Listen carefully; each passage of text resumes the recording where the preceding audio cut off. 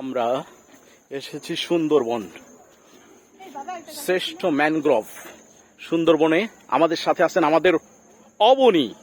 ওয়াসফি, এদিকে তাকাও, ওই যে তার পিঠে লেখা আছে মীর ওয়াসফি, এই যে ওয়াসফি। আর ওই সামনে একজন উনি যাচ্ছেন, আমরা চিনতে পারছি না আসলে। দেখি উনি কে? ও, আপনি রোহিঙ্গা। আচ্ছা ঠিক আছে, উনি রোহিঙ্গা পরিচয় দিয়েছে। আর আমি আছি আপনাদের সাথে, আমি পিছনে আসি আপনাদের সাথে। এই যে আমাকেও একটু দেখাই দিলাম, এই যে আমি আছি আপনাদের সাথে, জি। আর এটা হচ্ছে সেই সুন্দরবন।